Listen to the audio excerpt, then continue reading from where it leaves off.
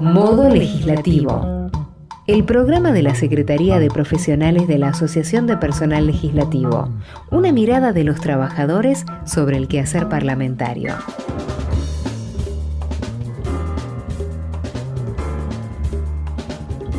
Buenas tardes, compañeras, compañeros, bienvenidos. Esto es Modo Legislativo, el programa de la Secretaría de Profesionales de APL. Con mucha emoción anunciamos que hoy es el último programa de este año. Nos entusiasman nuestros detractores, todavía no nos vamos. Simplemente vamos a hacer el último programa de este año, que bueno, que está cerrando y le pusimos mucha energía y mucho entusiasmo. Espero que ustedes del otro lado de la audiencia lo hayan sentido igual. No estoy solo, estoy acompañado por mi amigo Leandro Greca. Leandro, ¿cómo estás? Compañeros, compañeras, muy buenas tardes a toda la audiencia, a todos los compañeros que siguen todos los jueves este programa que tanto empeño le hemos puesto, ¿no? En este 2016, pese a todo, pese a la labor que llevamos cotidianamente en la casa como trabajador legislativo, pero siempre nos hemos dado un espacio, un lugar para ponerle el pecho a este programa que, bueno, creemos que ha sido un gran año en ese aspecto también. Seguro, realmente le hemos puesto mucho. Mi nombre es Esteban Nani, me olvidé de decirles eso. Estoy reemplazando a Marcela Di Stefano, que hoy no puede estar con nosotros, y también nos está acompañando en la mesa en este primer bloque el compañero Fernando Bonsangue. Fernando. Hola Esteban, Leandro, bueno, un saludo a toda la audiencia y bueno, a lo que dijo Leandro no tengo mucho más que agregar. Realmente fue un año donde le pusimos lo mejor que pudimos, cada uno dentro del tiempo que le pudo dedicar a esta herramienta de comunicación que tratamos que sea una herramienta de los legislativos y para los legislativos sobre la problemática de este poder de la democracia, ¿no? Del Parlamento puntualmente. Pero estamos muy contentos terminando esta etapa y soñando con en el futuro poder hacer un producto cada vez mejor, ¿no? Seguro. Es el sincero deseo de todos nosotros, no solamente los que estamos de este lado del vidrio, sino de los que están del otro también. Tenemos a Lucas Tomasetti ahí apretando los botones, está también el compañero Facundo Pasos en la producción, como siempre, firme, Víctor Holich en las redes sociales.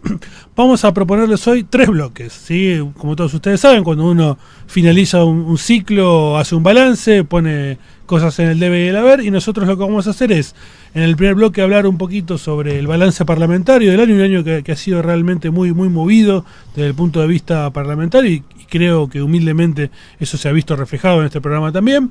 Vamos a tener un segundo bloque con temas gremiales, en los que, bueno, ahí Víctor nos va a acompañar, vamos a escuchar un par de audios de reflexiones de nuestro secretario general, Norberto Di Próspero, y un último bloque para el que vamos a convocar a nuestro especialista en relaciones internacionales, el compañero Gonzalo Bustos. Así que nos vamos a dividir en esas 3 partes. Pero antes de hacer todo esto, ante esta división tripartita del trabajo, ¿cómo pueden comunicarse los oyentes con nosotros? Seguinos en Facebook, Twitter, Instagram y YouTube. Somos Modo Legislativo. Noticias de la semana. Bueno, empezamos en el orden internacional, como no podía ser de otro modo. Las cenizas de Fidel Castro recorren el camino de la Revolución Cubana de 1959. El homenaje se enmarca en los 9 días de lutos decretados por el Consejo de Estado luego de la muerte del líder cubano. El cortejo fúnebre que traslada los restos de Fidel Castro, fallecido viernes pasado a los 90 años, realizó su primera parada en Santa Clara, junto al mausoleo donde están las cenizas de Ernesto Che Guevara y otros combatientes caídos en Bolivia. Bueno, seguramente los restos mortales, ceniza en este caso, según lo que fue el deseo de Fidel Castro, seguramente van a estar tanto en Santiago, su tierra natal, como en la cercanía de la Sierra Maestra. Decía José Martí que quien se apodera de la Sierra Maestra se apodera de Cuba. Bueno, la historia le dio la razón prácticamente 50 años después, con el hecho que partió la historia en dos, seguramente de América Latina, y probablemente que haya tenido consecuencias a escala global. Nosotros somos barbudos, pero no somos revolucionarios. En el ámbito nacional, el presidente Macri encabeza hoy un retiro, ¿sí?, de todo el gabinete. Macri convocó a todo su gabinete a un retiro en Chapadmalal, ¿sí?, el predio que el Poder Ejecutivo posee en el balneario de la provincia de Buenos Aires. El objetivo es revisar el primer año de gestión y establecer los desafíos para el año próximo, en medio de un clima de debate interno por la relación con el peronismo y el futuro del Frente Cambiemos.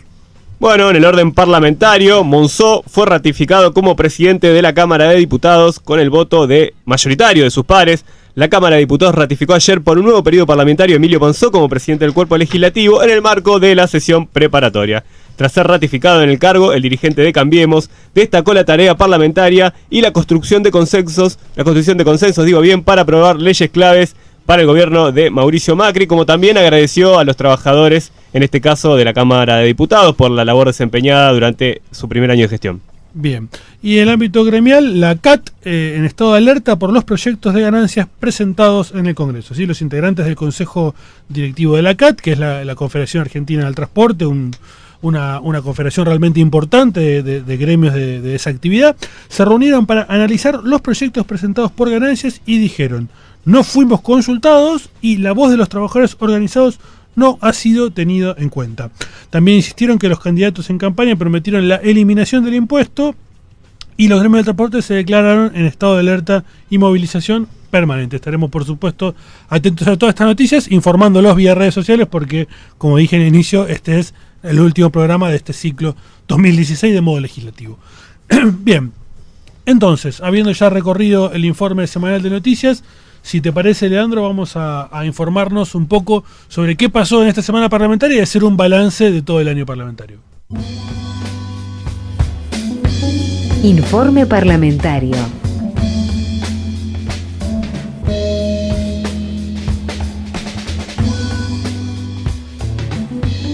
Bueno, una nueva semana de muchísima actividad en el Senado, de toda la frondosa actividad que hubo en el Senado, como suele ocurrir en la Cámara Alta. Solo vamos a destacar los aspectos que estimamos más importantes. Hubo sesión en el día de ayer, y el dato más saliente fue que la Cámara Alta convirtió en ley el presupuesto 2017 con un acompañamiento bastante importante de los bloques opositores, con un saldo que dejó 59 votos afirmativos y 8 en contra. Esto ha sido uno de los sellos distintivos del año legislativo en el Senado, teniendo presente que el oficialismo se encuentra en minoría, en una franca minoría, teniendo presente que el bloque mayoritario es el del PJ Frente para la Victoria, que ostenta en el orden de 43 escaños. También se avaló con una buena cantidad de votos, 65-5, la propuesta para limitar de manera gradual la facultad que tiene el jefe de gabinete de ministros para reasignar partidas presupuestarias sin aval parlamentario, y por unanimidad, esto también es muy importante para los que somos trabajadores legislativos, se votó la creación de la Oficina de Presupuesto del Congreso de la Nación. Hay que estar atento a esto, que seguramente va a ser muy importante para nuestra tarea cotidiana como asesores, como trabajadores de la casa.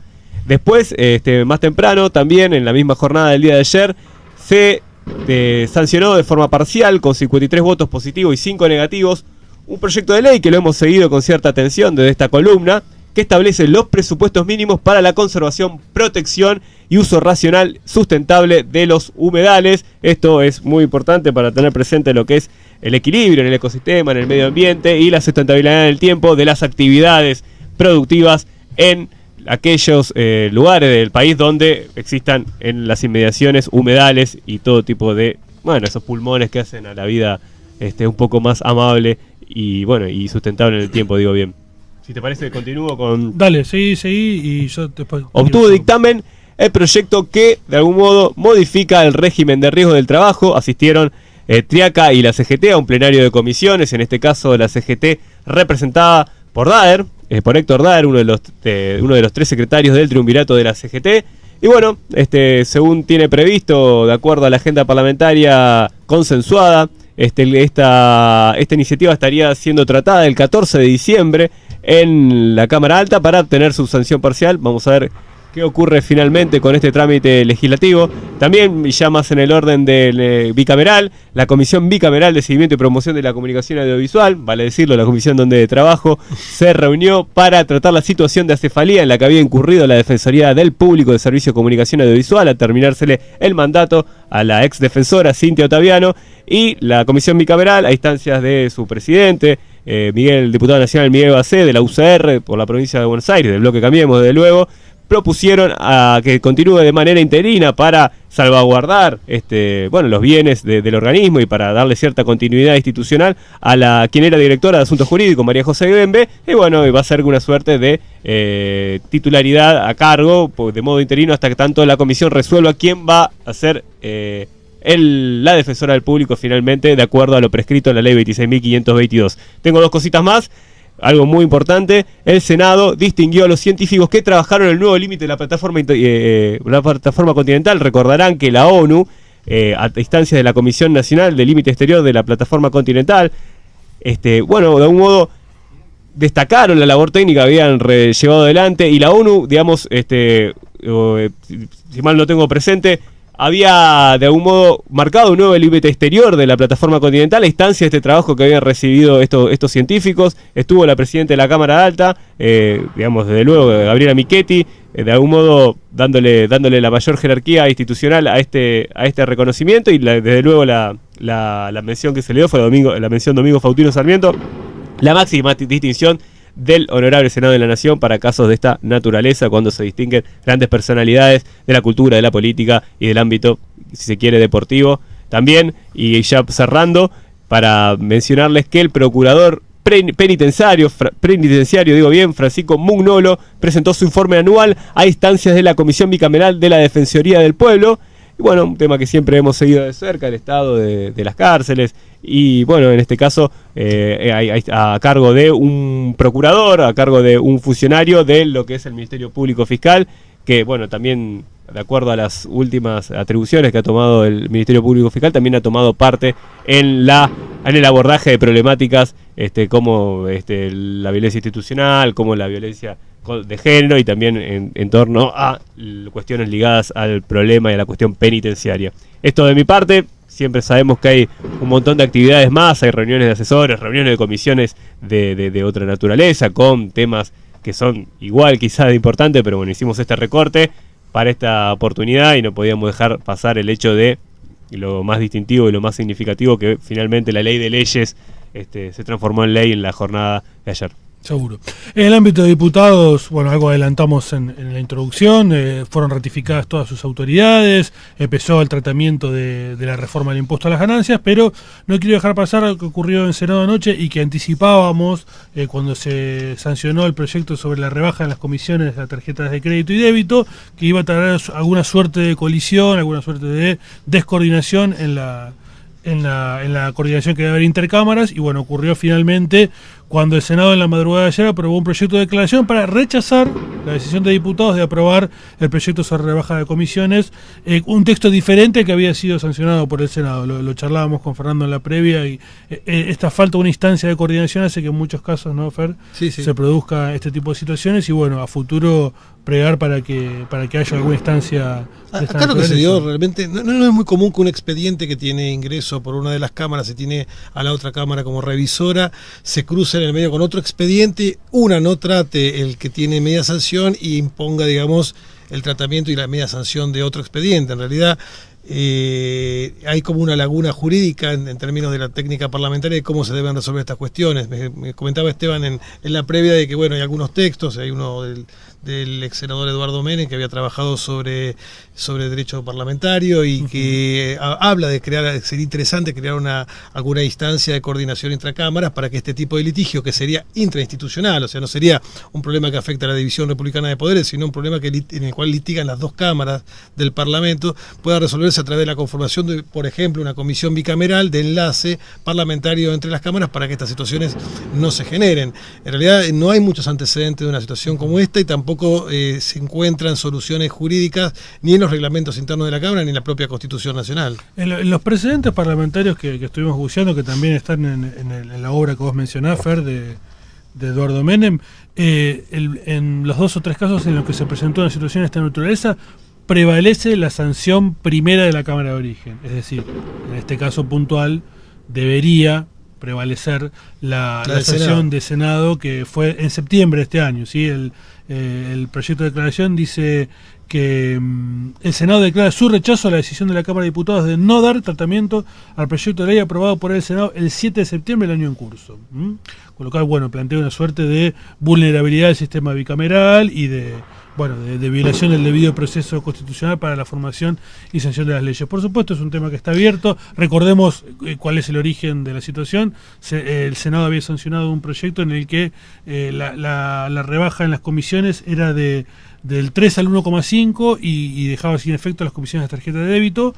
Diputados, después de algunas reuniones con las pymes, con el titular de la CAME, propuso otra sanción diferente, y bueno, y con otra escala de reducción de las comisiones, y a partir de ahí esta situación que bueno, esperemos que se resuelva. Y ahí es lo que debería haber correspondido desde el punto de vista constitucional y digamos de los reglamentos internos de la Cámara, es que diputados debería haber planteado la modificación, y si el Senado querría haber insistido con el texto original, lo debería haber hecho con los 2/3. Seguro. Esta situación no se planteó, realmente no trataron el expediente que venía con media sanción y trataron otro expediente distinto, que en realidad está orientado a la misma materia, legisla sobre la misma cuestión, pero tiene alguna diferencia de porcentaje sobre la aplicación en el tema de las tarjetas de crédito. Parece que esto puede generar algún tipo de jurisprudencia para el futuro, para que habría que aprovechar esto como una oportunidad, no como una disidencia institucional insanjable, para que en el futuro esto no se vuelva a suceder. Y bueno, creo que es la oportunidad que se podría pensar en algún tipo de enlace entre ambas cámaras, ¿no? Seguro. Yo estaba buceando en los antecedentes, y una situación similar se produjo con motivo de un proyecto de ley que había sancionado el Senado referido al reordenamiento de feriados y días no laborables. Miren un tema que paradójicamente vuelve a tomar actualidad, el cual, remitido en revisión a diputados, no fue tratado por la Cámara de Diputados en ese carácter, sino que se procedió a sancionar otro proyecto sobre el mismo tema, un caso muy similar a este, siendo enviado al Senado como Cámara Revisora. La Cámara de Senadores no aceptó ese temperamento e, invocando su condición de Cámara de Origen, insistió en su sanción anterior, lo que fue aceptado por la Cámara de Diputados, quedando el proyecto convertido en ley. ¿Sí? Esto es una resolución de la Cámara de Diputados del 28 de abril de 1988. ¿Sí? Presidía los destinos del país el doctor Raúl Alfonsín. Así que bueno, veremos cómo sigue el tema. Me parece interesante para estudiar las cuestiones reglamentarias y ver cómo se resuelven estas situaciones. ¿Qué pasó en diputados esta semana? Bueno, en cumplimiento de lo dispuesto por los artículos 10 y 45 del reglamento, se celebró la sesión preparatoria en el día de ayer, con el objetivo de renovar las autoridades de la Cámara, y el diputado Emilio Monzó fue reelecto como presidente. Un aval que contó con el respaldo de todos los bloques políticos, salvo los diputados de la izquierda, y los 4 diputados de la izquierda. ¿Es una votación nominal esta o es a mano alzada? ¿Cómo no, lo que suele ocurrir es que cada jefe de bloque pide la palabra, hace una referencia a la labor del presidente, avala o no esa gestión, en este caso todos lo hicieron favorablemente, y con posterioridad, ocupa el sitial en la presidencia el diputado. No hay una votación nominal. No se estila.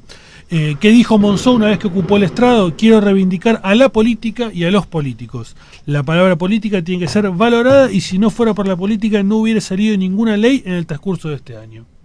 Una definición fuerte del presidente, que también, como mencionaba Leandro, agradeció a los trabajadores legislativos por el apoyo prestado en su primer año de gestión al frente de la Cámara Baja. Lo más destacado que dijo el presidente de la Cámara destacó la productividad legislativa, ¿sí? Mencionó que se han celebrado 20 sesiones, incluida la preparatoria, que superaron en promedio las 12 horas. Habló también de que se han sancionado 105 proyectos de ley, 13 proyectos de declaración y 26 proyectos de resolución, además de 2 proyectos de resolución conjunta. También destacó el trabajo en comisiones, ¿sí? Esto nos toca muy de cerca porque la mayoría de nosotros está prestando funciones en esa dirección. Citando algunos indicadores destacados, se recibieron a 216 representantes del Poder Ejecutivo de diferente rango y casi 700 representantes de asociaciones no gubernamentales, empresarios y sindicatos, ¿sí? Realmente números muy destacados de la labor parlamentaria y de la productividad que muchas veces se pone en cuestionamiento, ¿no? Desde algunos medios masivos de comunicación. Me parece que este año la Cámara de Diputados y el Senado estuvieron realmente a la altura de las circunstancias. Simplemente decir que sigue Monzó como presidente de la Cámara, José Luis Gioja continúa como vicepresidente primero, Patricia Jiménez de Cambiemos va a seguir como vicepresidenta segunda, y Felipe Solá del Frente Renovador seguirá siendo el vicepresidente tercero.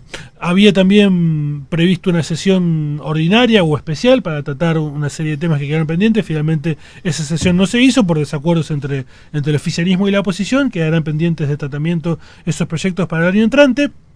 Y comenzó esta semana el debate en la Comisión de Presupuesto, que es el único giro que tiene el proyecto, con respecto a la modificación de las deducciones y escalas del impuesto a las ganancias. ¿Sí? Este tema que tanto interés hoy estaban trabajando, ¿no es cierto? Hoy estaban a punto de emitir dictamen si hubiese acuerdo. ¿Sí? En principio, el martes asistió el ministro de Hacienda y Finanzas, Alfonso Prat Kay, quien defendió el proyecto enviado por el Ejecutivo y al mismo tiempo cuestionó severamente el presentado por el diputado Sergio Massa, que era el que reunía el mayor consenso en la oposición. Estaba el titular de la FIP, ¿no es cierto? También vino Alberto Bal, titular de la FIP. Pradkey dijo que ganancias es uno de los pilares del sistema tributario, aunque está plagado de distorsiones.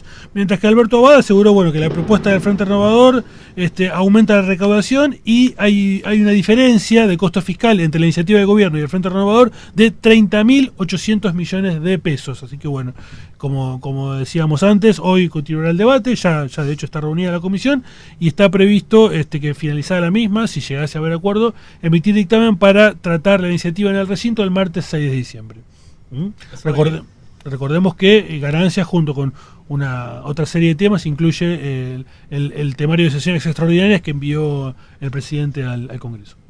Muy bien. Bueno, me parece que lo dijeron todo. Yo quería recordar una cuestión a la que hizo mención el presidente de la Cámara, Emilio Monzó, cuando hizo este reconocimiento hacia la política, también planteó la cuestión generacional de los legisladores, como que se facilitó el marco de entendimiento a partir, digamos, de la edad de muchos de los nuevos legisladores que se incorporaron a la Cámara, ¿no?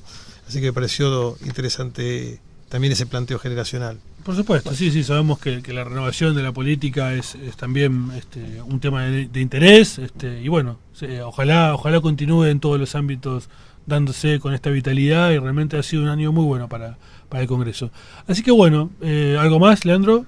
No, de mi parte nada más en todo caso. Después dejamos para el final alguna recomendación cinematográfica. Lo que vamos a hacer ahora es ir al primer tema musical que ha sido electo por nuestro señor productor. ¿O Lucas, tuviste algo que ver? No, dice que no. La vida de los fabulosos Cadillacs. Segundo bloque de modo legislativo y como dijimos al principio del programa, tuvimos un primer bloque de balance parlamentario y ahora corresponde el bloque de balance gremial y para hacerlo qué mejor que contar con nuestro secretario de profesionales, secretario general de profesionales, compañero Víctor Hugo Jolich. ¿Cómo estás, Víctor? Buenas tardes, Esteban. Hola, Leandro, y buenas tardes a todos nuestros oyentes. Yo muy bien, la verdad que disfrutando ya lo último que queda del año, último programa, así que... ¿Cómo llegas al final? ¿Llegás con...? Muerto. Sí. Estoy muerto. La verdad estoy muerto. Como todo el mundo. Mucho trabajo aparte en la oficina justo esta semana y cerrando todo ya para poder irme unos días de vacaciones, así que... Muy bien. Pero cansado. Y aparte que fue un año importante, porque recordemos que tuvimos el 19 de mayo las elecciones. Así es. Así que con toda la campaña y todo lo que involucró, el trabajo que involucró las elecciones, que recordemos que triunfó la lista verde y blanca con el 82% de los votos. Bien. Así que contundente el apoyo de los compañeros de todo el Congreso para ya el cuarto mandato de mano de la lista verde y blanca que, comanda nuestro secretario general Norberto Di Próspero. Muy bien.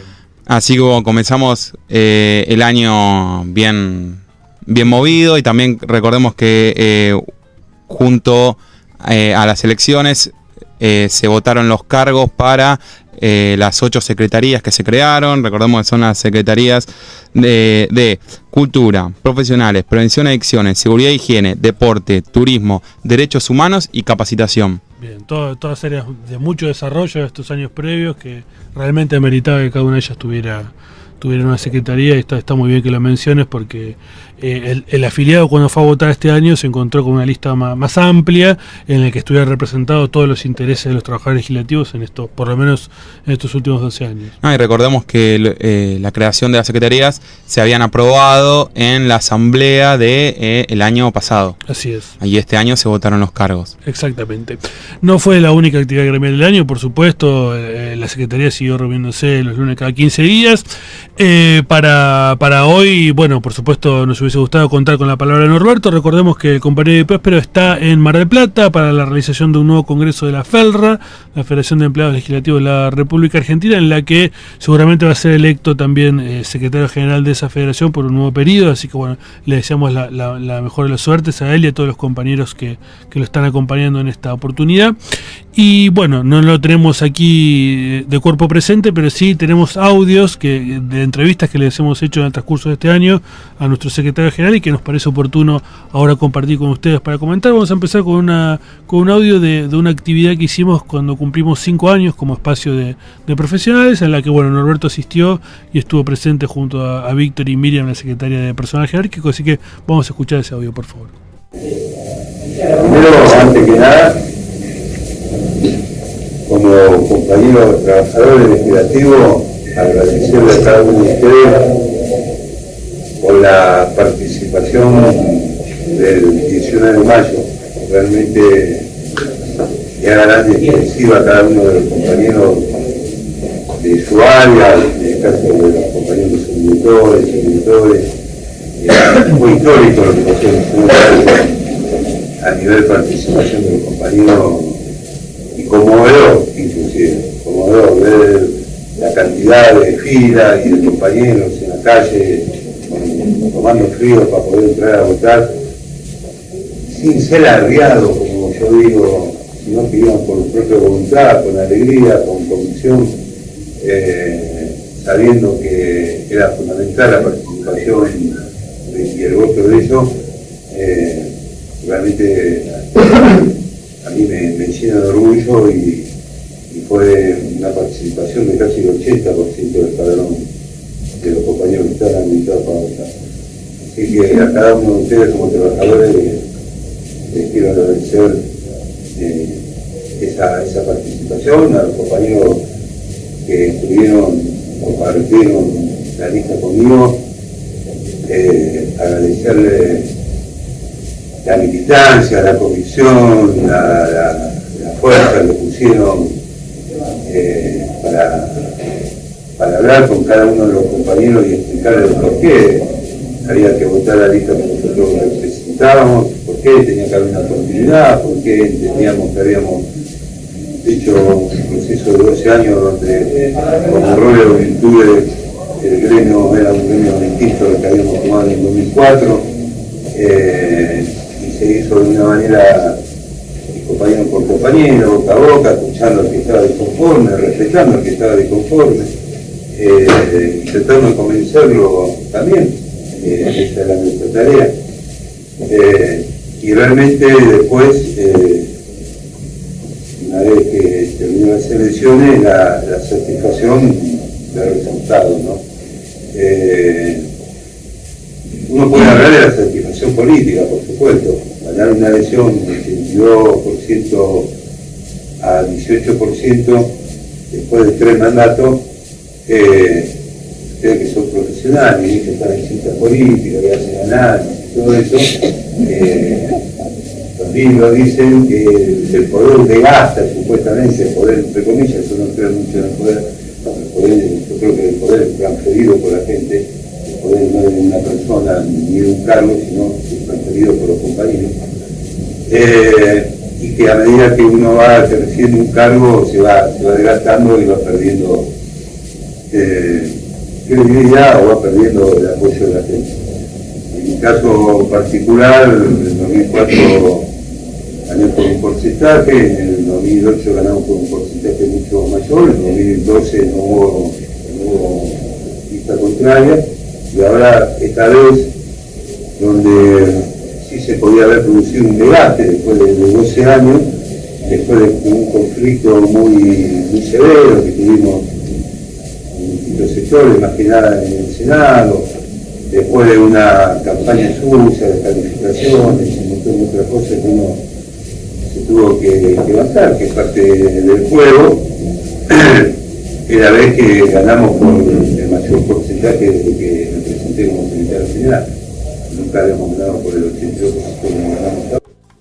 Bien, escuchamos entonces el primer audio de Norberto, donde la reflexión iba en torno a la reciente, en ese momento, triunfo electoral que comentábamos en el inicio de este bloque, y también una reflexión interesante sobre el poder, ¿no? Cómo es la relación entre el poder que transfieren los afiliados y lo que los dirigentes hacen con ese poder transferido. No sé si, Leandro, querés hacer alguna reflexión al respecto. Sí, y los imponderables que surgen cuando hay un cambio de gestión y bueno, y la situación por la que tuvieron que atravesar trabajadores y trabajadoras con este cambio de gestión, y cómo, bueno, nada, bueno, el gremio pudo dar una respuesta, quizás que una respuesta importante en torno a ese conflicto, y bueno, señalado pese a eso, pese a la campaña sucia en la cual Norberto también se vio inmerso, pudo concretar un resultado importantísimo en las urnas, con un acompañamiento prácticamente más que plebiscitario, ¿no? Un acompañamiento que cerca de la unanimidad, digamos, prácticamente. Sí, realmente muy importante el apoyo de los afiliados. Y como siempre decimos, bueno, la acción gremial se basa en la defensa del salario, de la fuente de trabajo y de la capacitación. Me parece que este año claramente el peso de la balanza se inclinó a favor de la defensa de la fuente de trabajo, y en eso el gremio ha sido muy efectivo. No sé, Víctor, si que eso sea una... No, que el año empezó bastante complicado. Creo que la síntesis de Norberto es muy buena. Para comentar cómo empezó todo este año, que con toda la campaña sucia que hubo aparte, y a pesar de todo, el resultado que le da todavía más valor, porque aparte es el apoyo de la gente, que es el apoyo que es la que transfiere el poder. Seguro. Sin acompañamiento no hay dirigente, dice Norberto, así que sin... Exactamente. Y además, bueno, por supuesto no es el único audio que vamos a escuchar. También en varias oportunidades tuvimos a Norberto de entrevistado aquí en este programa, y analizamos con él no solo la política interna del gremio, la situación del Poder Legislativo, también vimos un poco el escenario gremial nacional, donde, bueno, todos ustedes saben, APL está inserto en el MASA, el Movimiento de Acción Sindical Argentino, el espacio que lidera el compañero Omar Viviani, en donde, bueno, APL participa activamente y que no integra el triunvirato del SGT, ¿sí? Esta suerte de conducción tripartita de Héctor Daer, Juan Carlos Schmidt y el compañero Acuña, que, bueno, tiene la responsabilidad de conducir el CGT. APL no participó de ese congreso en el que se designaron a esos compañeros, y, bueno, junto con Omar Viviani, con los compañeros de FUETRA, con los compañeros de la ESMATA, integran el MASA a nivel ferroviaria. ¿Sí? La Unión Ferroviaria, por supuesto, gremios importantísimos que forman parte de ese espacio gremial, y donde, bueno, un poco también Norberto reflexionó con nosotros sobre el rol que juega APL en el MASA, y lo que vamos a hacer ahora es escuchar precisamente ese audio.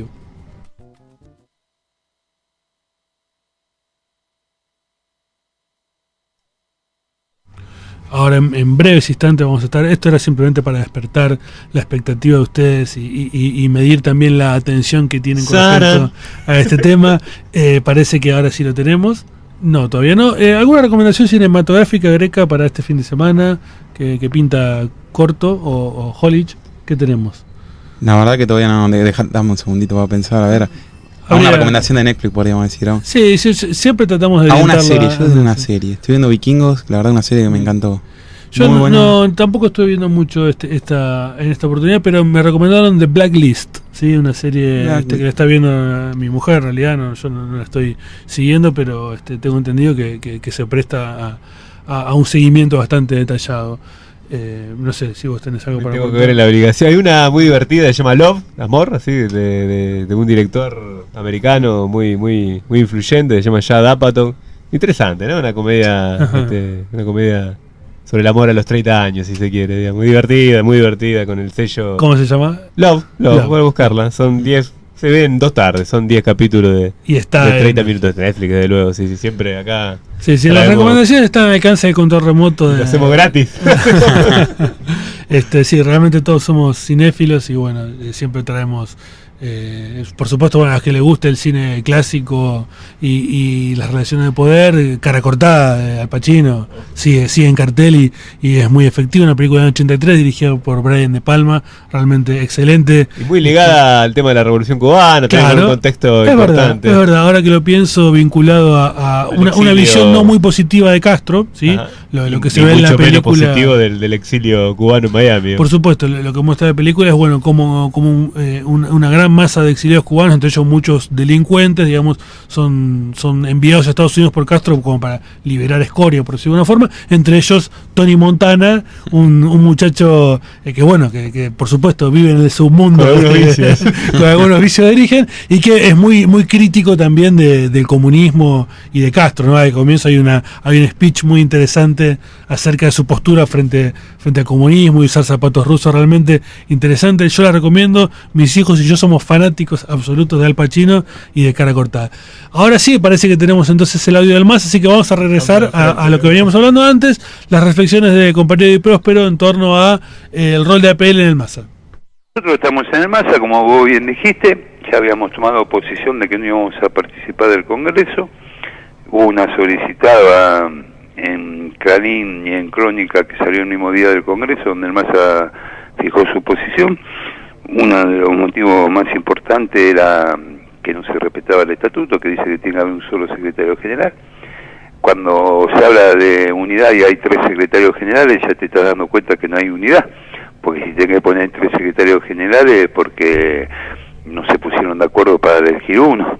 Entonces cuando no te ponen de acuerdo es porque no estás unido. Y después entendíamos que antes de dar el paso de crear el Consejo Directivo tenía que haber un gran debate entre todo el movimiento obrero, o por lo menos los secretarios generales que representan a los trabajadores, para ver cuál era el programa de la futura conducción de la CGT para defender los derechos de los trabajadores ante la crisis grave social que estaban viviendo los que menos tienen y los trabajadores en el país. No hubo debate, no hubo nada, se hizo un consejo directivo que entendemos que no es representativo, quedaron más de 100 sindicatos afuera de este consejo directivo, sindicatos importantísimos, todos son importantes, pero sindicatos como Bancario, Esmata, Lucifuerza, Telefónico, la Unión Ferroviaria, TASI,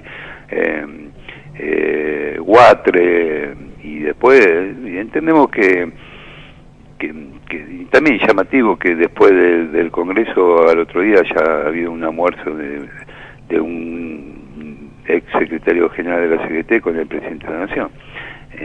Yo qué sé. Nosotros entendemos que quedamos como una referencia importante junto con los sindicatos que no participaron para hacer la vanguardia del movimiento obrero para defender realmente los derechos de los trabajadores. Bien, interesante lo que comentaba Norberto, entonces con respecto al posicionamiento de APL en torno al MASA, que también tiene una expresión, recordemos, en el ámbito parlamentario con el bloque justicialista que preside el compañero Oscar Romero, que es representante de gremio del ESMATA. Y bueno, ha sido un año que también en el plano gremial fue bastante movido, ¿no? Con muchas idas y contramarchas, con la reconstitución de la CGT a través de un triunvirato, donde quedaron, como bien decía Norberto, afuera varios gremios, entre ellos APL. No sé si tenés algo para decir, Leandro, con respecto a esto. Genuinamente ha hecho valer su coherencia política. Bien vale recordar que durante las elecciones que se celebraron el año pasado, el MASA sostuvo una posición clara frente a otros quizás sectores de compañeros de la CGT, del Movimiento Obrero Organizado, que quizás o mantuvieron una presidencia u otra opción política. Sí, todos sabemos, ambiguos, ¿no? Todos sabemos de lo que estamos hablando. Entonces, frente a esta nueva coyuntura, el MASA ha hecho valer esa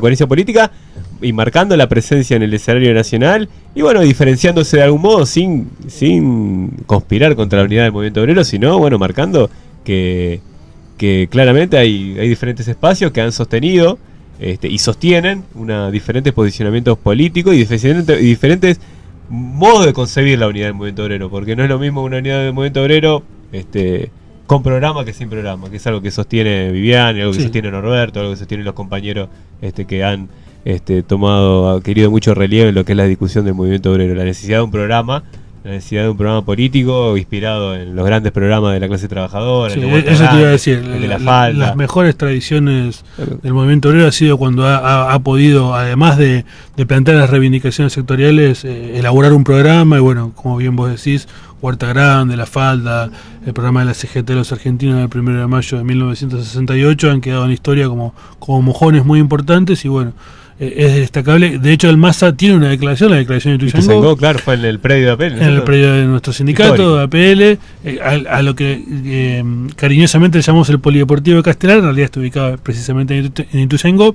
Y ahí el MASA estuvo debatiendo sobre el futuro del movimiento obrero y el rol que tienen que tener los sindicatos en la política. Me parece que es un debate que nos debemos todavía como trabajadores. Y qué mejor que el Congreso para este tipo de debates. Víctor, ¿alguna reflexión con respecto a esto? No, el MASA siempre apeló a que haya un unicato en la CGT y siguiendo las convicciones no apoyó, digamos, la medida que hubo de un triunvirato. Sí, una única conducción, entendiendo que la unidad se da cuando hay un conductor, y el ejemplo está, por ejemplo, en APL, donde claramente el compañero de Próspero encabeza la unidad de todos los trabajadores legislativos. Así que ya estamos entonces finalizando este bloque gremial. Ha sido un año realmente importante para PL, con paritarias, con defensa de la fuente de trabajo, con avances en el tema de capacitación y por supuesto la expectativa es que el año próximo sigamos creciendo en cantidad de afiliados, en la coherencia, en el compromiso de los compañeros con la institución y ojalá tengamos un gran año. Tengo entendido ahora que vamos a ir a una tanda y a presentar un tema musical, y aparentemente para eso el designado no va a ser en este caso el conductor, sino nuestro secretario de profesionales, Víctor, que tiene una sorpresa, no sé. Estábamos pensando con Facundo, el productor, un tema para levantar y para terminar bien el año, así que vamos a ir al tema bien alto de La Renga. Resultado electoral. Tercer bloque de modo legislativo. Habrán escuchado una voz masculina por ahí perdida, que es nuestro columnista internacional estrella, a quien vamos a presentar en breve, que además de por supuesto seguir nuestra columna de internacionales en este programa, además de ser delegado de APL, activo participante de la Secretaría de Profesionales, se ha tomado el tiempo de escribir una obra de su autoría, ¿sí? Que la acaba de publicar Eudeva, ¿sí? Una editorial muy prestigiosa de la Universidad de Buenos Aires. Lo están viendo en cámara, y para los que están escuchando el programa les cuento que el libro se llama Inserción Estratégica Suramericana, alcances y límites de los intereses conjuntos en América del Sur.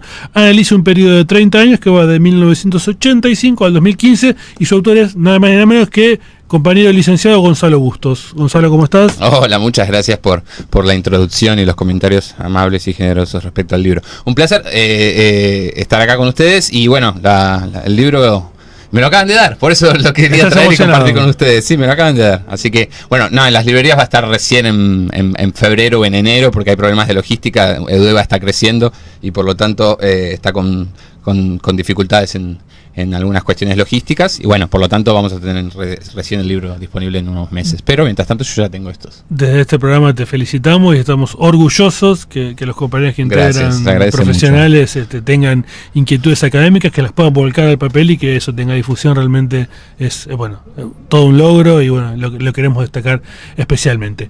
Así que bueno, si les parece, vamos a ya adentrarnos en el tema específicamente de internacionales. Internacionales.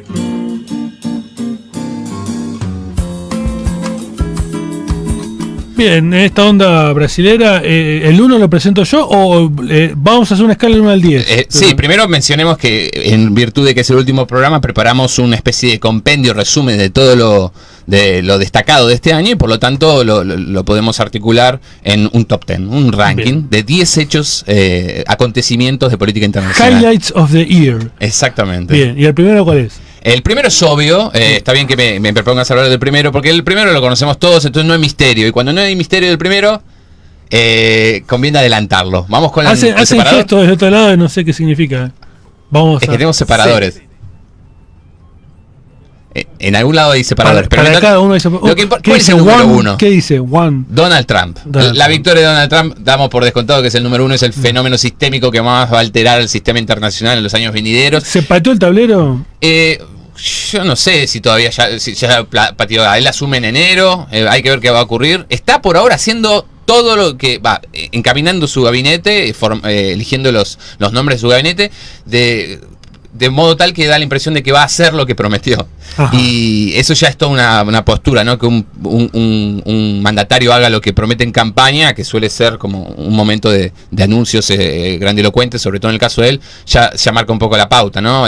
Son todos, casi todos son funcionarios conservadores, alineados con una agenda muy específica, y bueno, estamos hablando de una persona que prometió deportar 3 millones de inmigrantes ilegales, que prometió revisar el Obamacare, que es el sistema de asistencia en el área de salud de Estados Unidos, que prometió construir un muro con México, que prometió revisar el NAFTA, el acuerdo de 1994 con México y Canadá, para aumentar los aranceles y hacerle pagar a México un costo social y económico muy alto por lo que ellos consideran que es una pérdida de productividad en Estados Unidos, que prometió retirarse del TPP, del Acuerdo Transpacífico, y que prometió también revisar lo que tiene que ver con el programa de reemplazo de energías fósiles por energías renovables, que eso es un tema interesante porque hay jugadores muy fuertes ahí que se pueden oponer en torno a esa apuesta por los viejos energías fósiles. De hecho, su hija parece ser tiene un lobby muy vinculado a energías limpias, así que hay que ver qué ocurre. Pero bueno, ese es el número 1, no es ningún misterio, entonces queríamos arrancar por que el misterio fuera el número 2 y el 3 y el 4, ese es el nuevo podio, digamos. Number 2. Pero arranquemos con el 10. Ahora sí. Ahora hacemos la normalidad, la incógnita es el número 2. 10. Ahí está. Y el 10 es La sesión del ICANN, o ICANN. Esto no lo van a tener tan al tanto los escuchas. El ICANN es el instituto la organización que regula lo que es dominios de Internet, IP. Cuando una página tiene un nombre, a su vez tiene un número. Nosotros no conocemos el número, eso está por detrás, pero es un número binario único. Es como un número de identidad, un DNI. Y es clave que eso esté bien gestionado porque se puede, por un lado, censurar, bloquear páginas, y por otro lado se puede dar lugar a lo que se llama crimen cibernético y demás.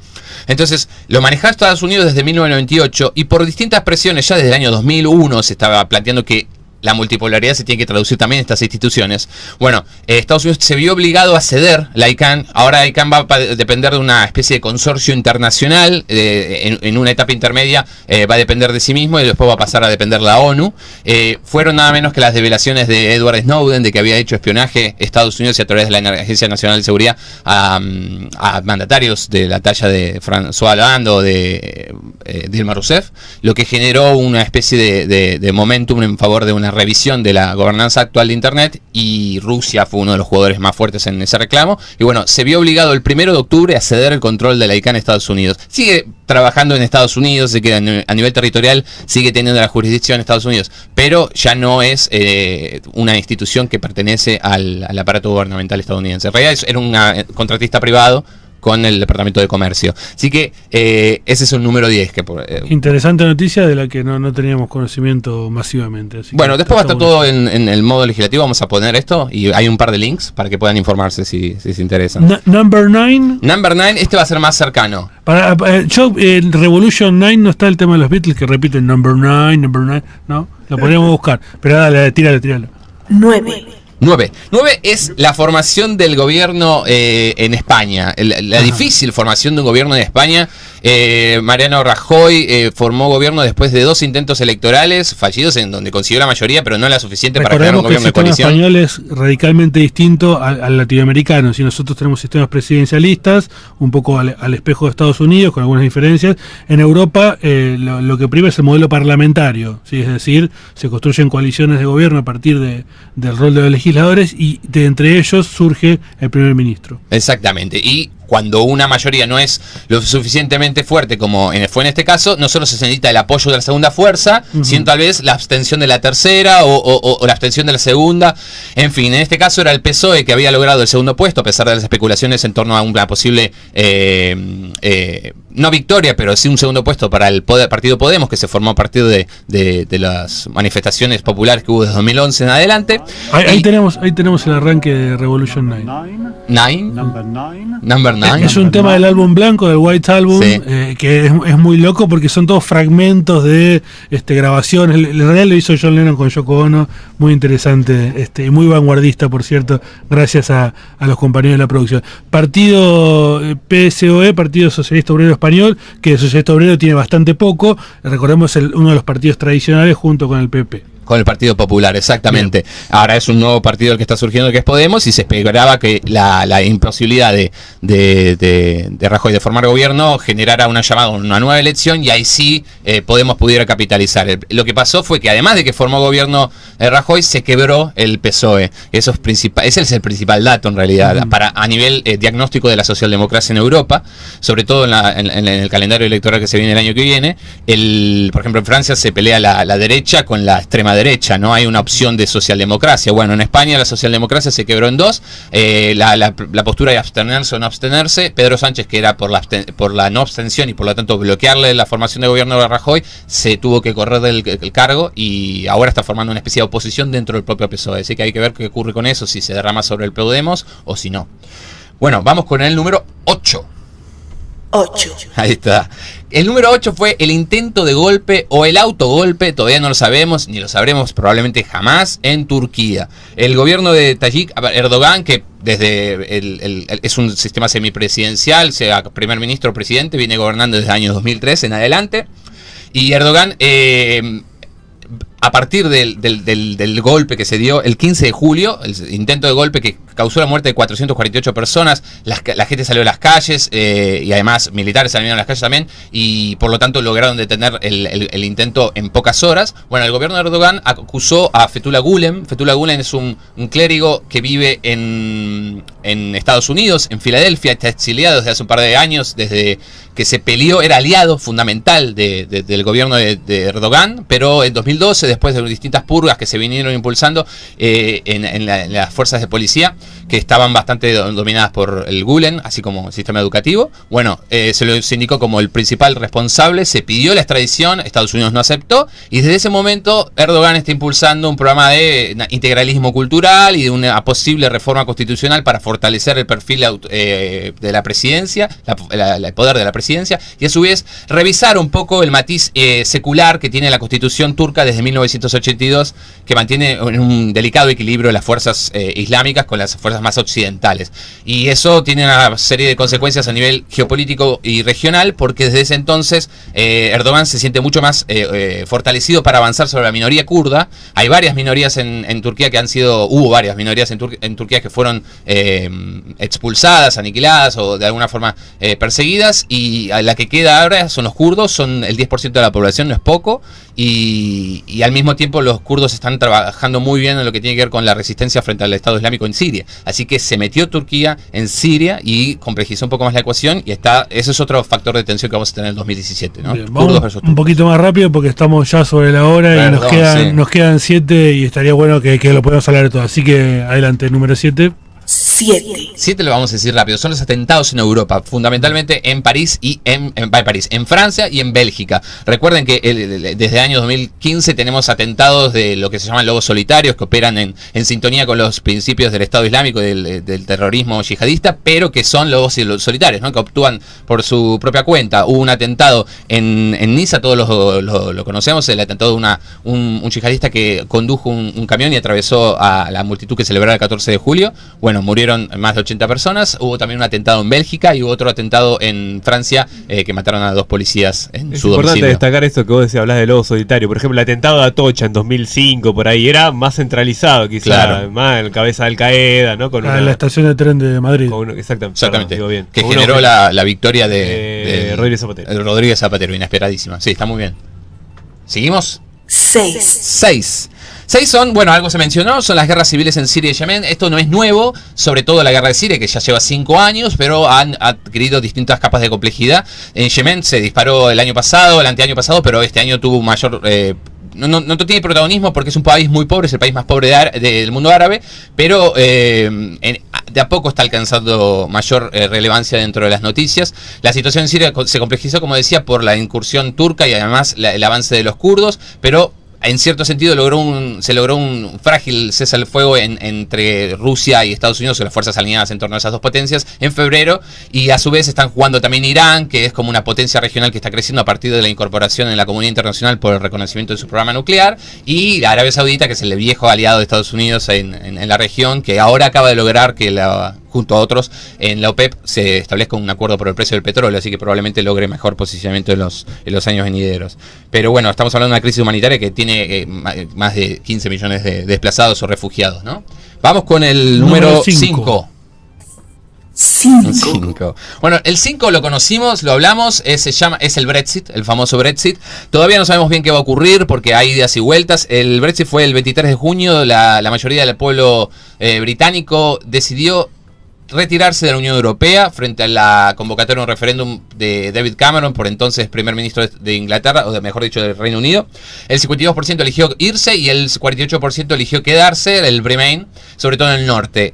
Ayer de hecho, a inicios de noviembre, la Corte Superior de Gran Bretaña, que es como la Corte Suprema de acá, estableció que el Parlamento debe ser quien autorice o quien ratifique esta decisión, en realidad quien decida retirarse o quedarse. Así que de alguna forma le da una ventana de oportunidad para quienes quieren quedarse en la Unión Europea, y al mismo tiempo debilita bastante al gobierno, que ya estaba en la senda de asumir eso como algo irrevocable, ¿verdad? Número 4. Bueno, el número 4, también hubo novedades hoy, de hecho, es el acuerdo, lo habíamos mencionado, es el acuerdo de paz en Colombia, acuerdo histórico que pone fin al conflicto entre las FARC, las Fuerzas Armadas Revolucionarias de Colombia, y el Estado colombiano desde 1964, y algunos piensan que es una perspectiva corta, hay que esa cifra hay que pensarlo más desde 1929. El conflicto, como saben, se llegó a un fin a partir de las negociaciones que se emprendieron en 2011 en La Habana, y bajo custodio y apoyo del régimen del gobierno de Raúl Castro.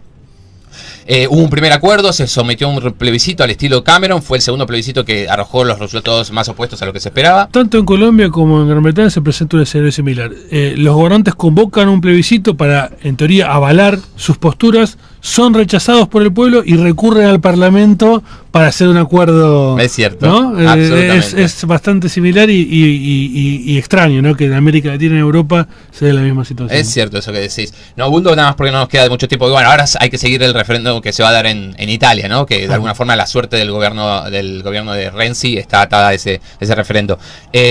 Bueno, el segundo acuerdo que les digo que fue firmada la semana pasada, hoy fue aprobado por el Parlamento. Va por la Cámara de Baja. Así que es probable que sea finalmente ratificado. Una buena noticia para la paz de la región y en Colombia en particular. Vamos con el siguiente, el número 3. Básicamente empezamos el podio, ¿no? Porque el 1 ya lo dijimos. El número 3 es la destitución de Dilma Rousseff. Ya pasó, casi algunos se han olvidado, pero fue un hecho un estruendo importante el que generó. Dilma Rousseff se corrió de su cargo, o fue obligada a hacerlo, en mayo. Durante los 180 días posteriores se sometió a una nueva revisión, una nueva votación, la acusación en su contra, que recordemos no tiene nada que ver con el Petrolao o el escándalo de corrupción en torno a la empresa de bandera petrolera, sino por mal desempeño de su cargo en torno a lo que se llaman pedaleadas fiscales, que es a dibujar un poco los resultados fiscales del año para evitar un déficit, algo que hacía el presidente anterior y también el anterior. Una acusación Lula que le vale a cualquier Enrique. gobierno de cualquier parte del mundo que administra las finanzas públicas. Digo, estamos hablando de los números del presupuesto y bueno, digo, más allá de mayor o menor exactitud, en el caso argentino podemos decir que este presupuesto se acerca a números un poco más reales que presupuestos anteriores, pero en todos los casos siempre hay un cierto nivel de discrecionalidad, con lo cual digo, la acusación de juicio político me parece un poco desmedida en torno a lo que es el mal desempeño de la función, que como siempre decimos es una acusación de neto corte político. Digo, aquí no hay más que bueno, que por supuesto la acusación que hace diputados y eventualmente el juzgamiento por parte del Senado. Senado, claro. Pero no deja de ser un juzgamiento político. Digo, Absolutamente. Reabre el viejo debate entre legalidad y legitimidad, que marca un poco lo que es los regímenes democráticos, y es muy legal, pero no es tan legítimo, ¿no? Y otra cosa, Temer no se sabe si llega tanto a 2018, ¿no? Está empezando a haber líneas, ya las hubo desde antes de que asumiera, pero el PT pidió juicio político a Temer, un poco para desordenar la alianza entre el PSDB y el PMDB. Piensen que hay jugadores que quieren llegar a 2018 para después tener un candidato fuerte como Alckmin, que es el gobernador de San Pablo, y hay jugadores que quieren mantener el status quo, por lo tanto quieren mantener el status quo, y hay otros que quieren desordenar todo para que venga un jugador elegido desde el Parlamento, ¿no? Tal vez un Fernando Enrique Cardoso está jugando en esa línea, hay que ver. Así que delicado lo que puede ocurrir en Brasil, no está para nada resuelta la crisis. Vamos con el número 2 y pseudo número 1, porque es la principal incógnita. Bien. 2. Ahí está, 2.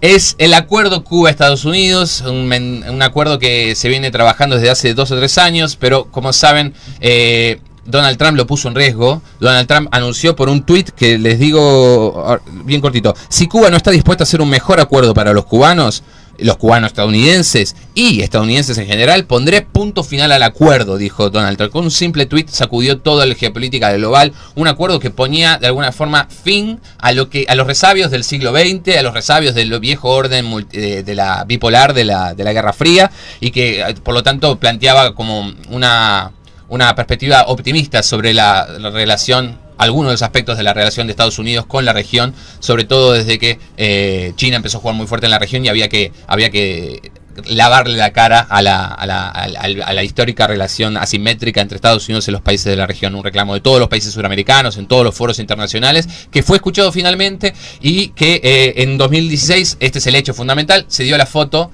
se tradujo en la foto entre Obama y Castro en La Habana, ¿no? Fue en marzo, después de la gira que lo trajo también a Argentina al presidente Obama. Bueno, Obama se sacó la foto con Castro. Ese mismo mes, Fidel Castro publicó su último mensaje, su último escrito en Granma, y era justamente uno que se llamaba El Hermano Obama. Así que lo quería mencionar como una suerte de homenaje que se le hace a Fidel en esta semana que fue la de su fallecimiento.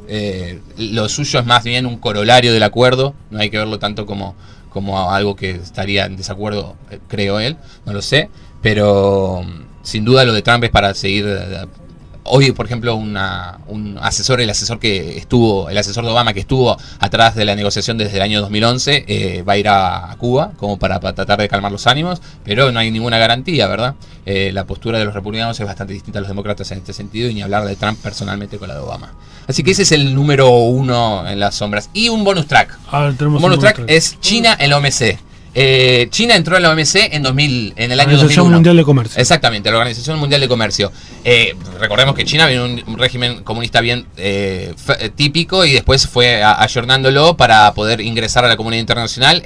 Lo hizo ya en los años 70, pero en el año 2001 se corona esto con el ingreso en la OMC, que le facilita una serie de cuestiones vinculadas al comercio, obtiene todos los mismos beneficios que tienen los demás países por la liberalización del comercio, pero se le dio un estatus transitorio de economía de mercado, y ese estatus se tenía que ratificar a los 15 años. Esos 15 años se cumplen el 11 de diciembre. O sea, en 10 días se cumple estos 15 años, y hay que definir si efectivamente se reconoce a China como economía de mercado, lo que supone dificultar muchísimo más la posibilidad de plantearle medidas antidumping, por ejemplo. Argentina la planteó varias este año y los anteriores a China, ni hablar Brasil. Bueno, se va a dificultar esto si es una economía de mercado y no una economía de transición como algunos plantean.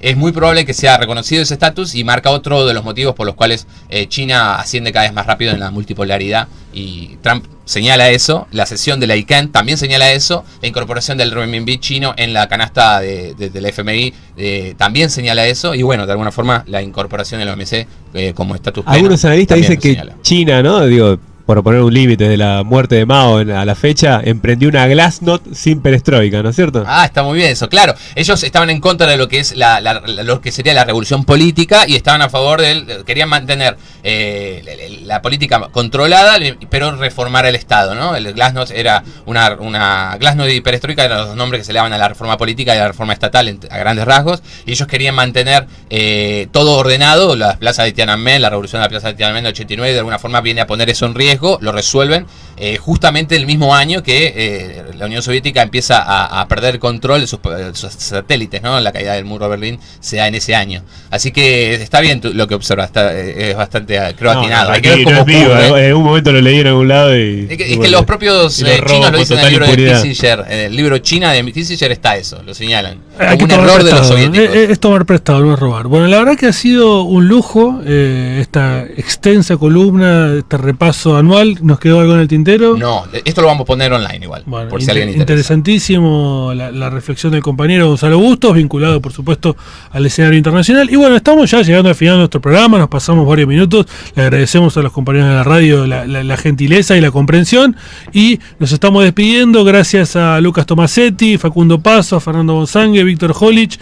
Gracias compañeros Leandro Greca, a las compañeras que no pudieron Gonzalo saber la partida de la fecha. Por supuesto, hoy hemos tenido una mesa completamente masculina, ¿sí? Acorde con el no tratamiento de la ley de paridad de género. Se vio como reflejado también en este ámbito, pero por supuesto que estamos a favor de la paridad 50-50.